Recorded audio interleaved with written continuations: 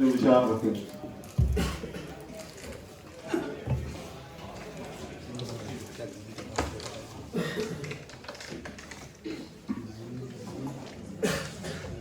सर्वप्रथम जिलाधिकारी महोदय जी, ADM sir, ADM ma'am, SDM sir, SDM ma'am तथा सभी अधिकारी एवं कर्मचारियों को मेरा कोटि कोटि नमन।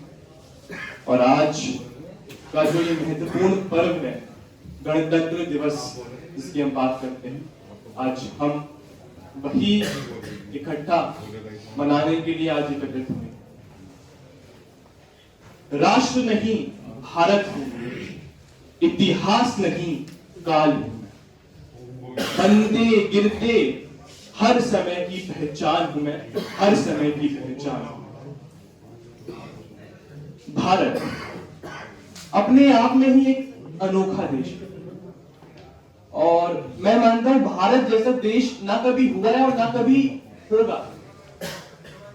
और मैं जो ऐसा कह रहा हूं उसके पीछे भी एक कारण है। कारण ये है कि देश दुनिया में, संसार भर में हमने अनेक क्रांतियां देखी। अनेक क्रांतियों से हमारा ये जहां गुजरा है, चाहे वो 1789 में फ्रांसीसी क्रांति रही हो या 1917 में सोवियत संघ की क्रांति रही हो और हाल फिलहाल में 1971 में हमारे पड़ोसी मुल्क बांग्लादेश में उसका आंदोलन हो। इन सब में एक समान आधार था।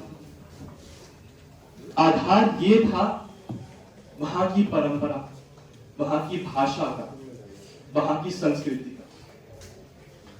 ये तो भारत जैसे देश में जहां सिर्फ एक संस्कृति न होने के बजाय अनेक संस्कृतियों का वास है, यहां पर आजादी के अलग ही मायने थे।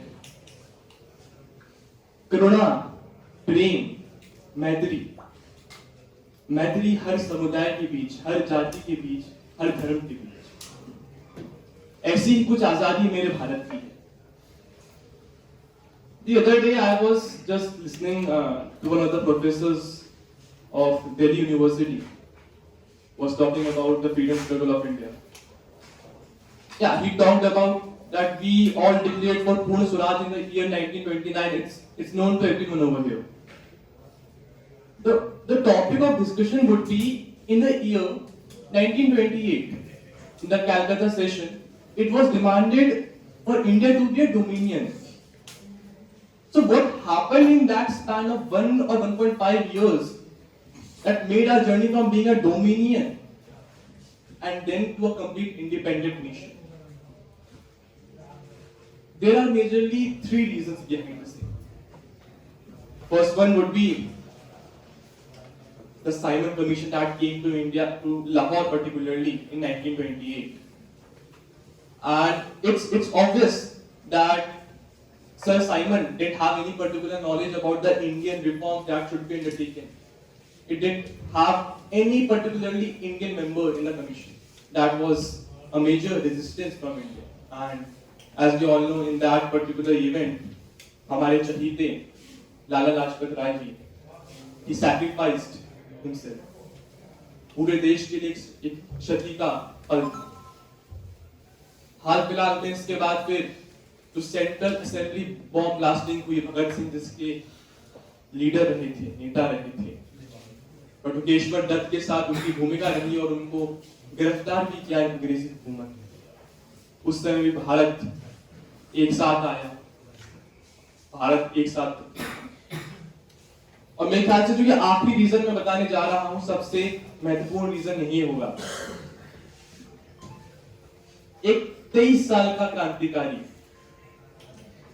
एक 23 साल की क्रांति, मैं अपने आप से मानता हूं कि मुझसे सिर्फ 5-6 साल ज्यादा उनकी उम्र रही होगी। कलकत्ता के मशहूर फ्रीडम स्ट्रगल में उन्होंने भागीदारी दी और उनको फिर लाहौर में बंद कर दिया गया। पूरा देश बहुत ही दुर्भाग्य से गुजर रहा है। और फिर जब सर जेल में बहुत ही कह सकते हैं मिसबिहेवियर से गुजरना पड़ा, तो उन्होंने अनशन किया, हंगर स्ट्राइक अंटिल डेथ। और 63 डेज 63 दिन के बाद उनकी शहादत हो। कहा जाता है उस पल पर यह कल्मिनेशन पॉइंट था जब भारत पुनः एक साथ आया। मान्यता यह है कि लाहौर से कलकत्ता जाने में ट्रेन को 3 दिन का समय लगता था, और उस 3 दिन के समय में जब वो लाहौर से चलकर कलकत्ता में आए, जहां सुभाष चंद्र बोस ने उनकी शहीदी को अपनाया, तो स्वीकारा, तो उन 3 दिनों में ऐसा एक रेलवे स्टेशन नहीं था जहां पर 1000-2000 से कम की भीड़ रही। पूरा देश एक साथ आ गया, और फिर यही एक पल था जब इन्होंने सोचा कि डोमिनियन नहीं है, हमको संपूर्ण राज्य चाहिए, कंप्लीट इंडिपेंडेंस चाहिए। यही बन, और ये सब शुरुआत हुई लाहौर में। एंड ही फर्दर सेज कि 97 का लाहौर, माफ कीजिए 57 का लाहौर पूछता होगा कि तुमने मुझे क्यों छोड़ दिया, तुमने मुझे क्यों छोड़ दिया, मैंने शहादत दी है, मैंने बलिदान दिए हैं, मैंने तुम्हें वो रावी नदी का तट दिया है, फिर भी तुमने मुझे छोड़ दिया, पूछता होगा हमसे। और हम सब लाहौर के कहीं ना कहीं ऋणी हैं, कर्जदार हैं।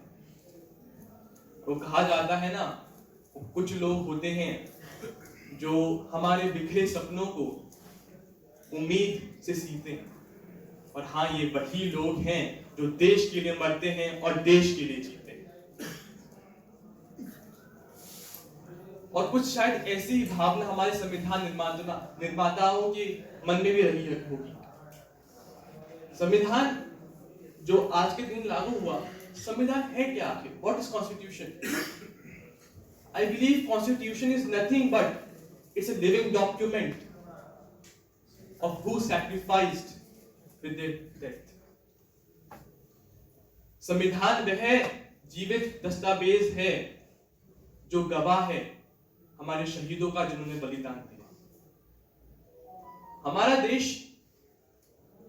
अभी इस समय बहुत ही उज्जवल देश है। We have a very efficient defense system. We have a very efficient bureaucratic system. People like you all, which make India proud every moment, who are the steel framework of India. And this is my India, who is celebrating its Republic Day, 74th Republic Day. और जैसे भारत के बारे में कहा ही गया है, समय से पहले, समय से आगे। ये वही भारत है जो निरंतर हमेशा आगे बढ़ता रहा है। ये वही भारत है जिसने हर पल निर्माण किया है, शून्य से पहले, शून्य से आगे। ये वही भारत है जिसने शून्य की अवधारणा दी, और यही हम सबका भारत है जो हम सबको आगे मिलकर आगे बढ़ाना है। पुनः आप सबको गणतंत्र दिवस की ढेरों शुभकामनाएं।